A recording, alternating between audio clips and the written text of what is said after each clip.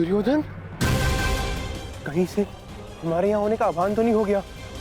हाँ भैया, सुना हस्तिनापुर के युवराज दुर्योधन आए हैं। हाँ, सेनापति कीचक के अभिन्न मित्र हैं और अब तो वे दिग्विजय भी कर चुके हैं।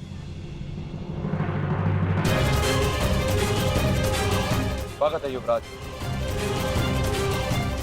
आशा है कि पांडव यहाँ नहीं होंगे।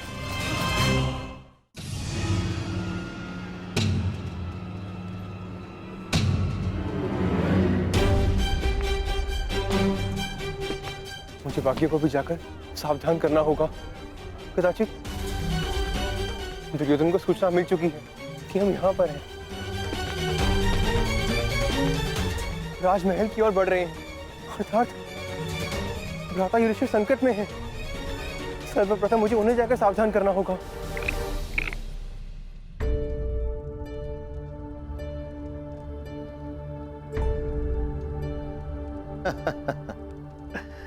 वाह कंक, तुमने तो हमें फिर से हरा दिया। तुम तो द्यूत में बड़े ही प्रवीण हो। इसमें कौन सी बड़ी बात है पिताश्री? द्यूत तो भाग्य का खेल है। नहीं पुत्र उत्तर, कंक केवल द्यूत ही नहीं जानते, कभी इनके साथ समय व्यतीत करोगे तो स्वयं जानोगे। इन्हें नीति और दर्शन का बहुत गहरा ज्ञान है। कंक, कभी कभी राजकुमार उत्तर को भी तनिक ज्ञान दिया करो। मुझे उसकी कोई आवश्यकता नहीं, और वैसे भी राजकुमारों के लिए शस्त्र ज्ञान अधिक होता है, और जो कि मुझे मेरे मामा श्री कीचक भलीभांति सिखा रहे हैं। आप जानते हैं कंक महोदय, मेरे मामा श्री युद्ध में अपराजय हैं। उनकी तुलना महाबली भीष्म, बलराम और महाबलशाली भीम से की जाती है। देखना, मैं भी एक दिन उन्हीं की तरह बलशाली बनूंगा। नहीं राजकुमार उत्तर, एक महान राजा बनने के लिए बल से अधिक नीति और न्याय का ज्ञान होना अति आवश्यक है। प्रजा को कैसे सुखी रखना है, ऐसी भावना अधिक आवश्यक है। परंतु पिताश्री, बिना बल के प्रजा की रक्षा कैसे की जा सकती है? प्रणिपात महाराज, कुमार के धनुर्अभ्यास का समय हो गया है।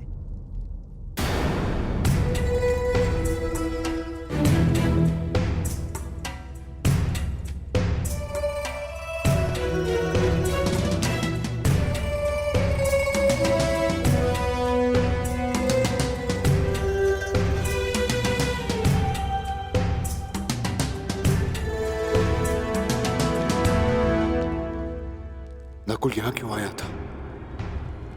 अवश्य कि वो कुछ विशेष बात करना चाहता है। मुझे उत्तर को लेकर बहुत चिंता है कंक।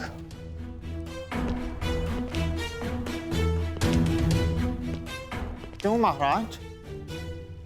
वो तो बड़ा ही बुद्धिमान बालक है। हाँ, परंतु वो कीचक की परछाई में पल रहा है। तुमसे क्या छिपा है कंक? मैं केवल नाम का ही राजा हूं। सत्य तो यह है कि कीचक का प्रभाव मुझसे कहीं अधिक है।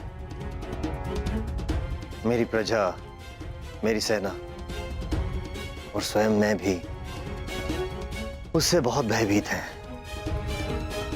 चिंता रहती है कि कहीं राजकुमार उत्तर भी कीचक के साथ रहते रहते उसकी तरह क्रूर ना बन जाए,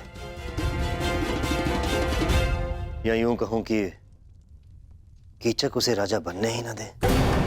तो अपने पिता होने का कर्तव्य निभाइए महाराज। उत्तर को कीचक से दूर रखें, उसे अच्छी संगति दे महाराज। वही तो करने में असमर्थ हूं कंक। मेरा किसी पर कोई नियंत्रण नहीं। मैं केवल राजमुकुट पहनता हूं। वास्तव में राजा की शक्तियों का उपयोग तो कीचक ही करता है। नियंत्रण खोकर सब कुछ हार जाने की पीड़ा क्या होती है, असहाय होने की पीड़ा का अनुभव क्या होता है, वो तुम नहीं समझोगे कंक।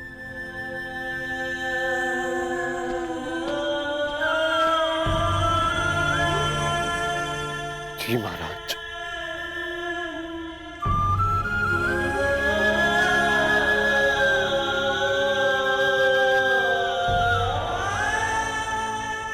क्योंकि मैं आपकी पीड़ा समझ सकता हूं। युद्ध में हारने का, असहाय होकर सब कुछ खो देने का अनुभव है मुझे। सायरंदरी, आज तक कितनी ही सेविकाएं आई हमारे पास, परंतु किसी में भी तुम्हारे जैसा कौशल नहीं। रूप सज्जा हो या केश विन्यास, तुमसे श्रेष्ठ कोई भी नहीं।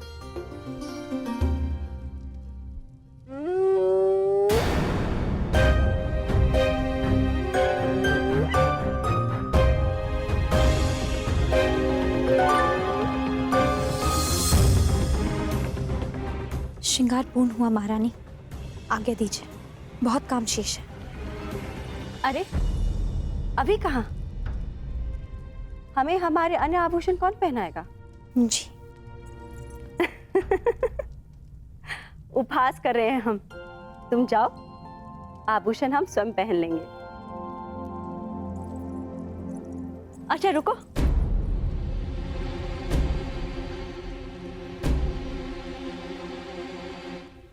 एक बात बताओ, हम कब से तुमसे एक प्रश्न पूछना चाह रहे थे।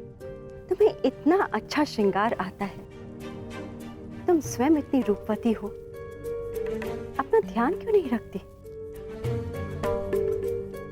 ये देखो कितने सुंदर केश है तुम्हारे, इसे खुला क्यों रखा है?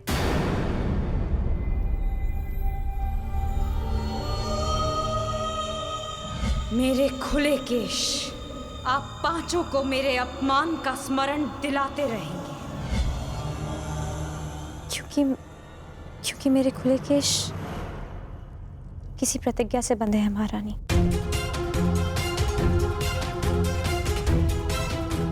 ऐसी कौन सी भीष्म प्रतिज्ञा है कि इतने सुंदर केश बांधे भी ना जा सके? महारानी की जय हो। सेनापति कीचक पधार रहे हैं। कीचक हमारा भाई? वाह, एक और विजय कर आया। हमें शीघ्र ही तैयार होना पड़ेगा। एकांत, मैं तुमसे श्रेष्ठ हूँ? नहीं, मैं हूँ। तुम्हें वीणा बजाने और नृत्य के अतिरिक्त आता ही क्या है? राजकुल के सदस्यों को युद्ध ज्ञान होना अधिक आवश्यक है। हाँ, बड़ा आया योद्धा, तुम्हें ठीक से तलवार पकड़नी तो आती नहीं है। अच्छा, मुझे सब आता है। चलो कौन श्रेष्ठ है इसका निर्णय इस प्रदा से हो जाए। मेरे साथ अश्वरोहण की चुनौती स्वीकार करती हो? हाँ हाँ चलो, तुम्हें दिखा भी दूंगी कि मुझे वीणा बजाने के अतिरिक्त बहुत कुछ आता है। सावधान रहिएगा राजकुमारी। हाँ,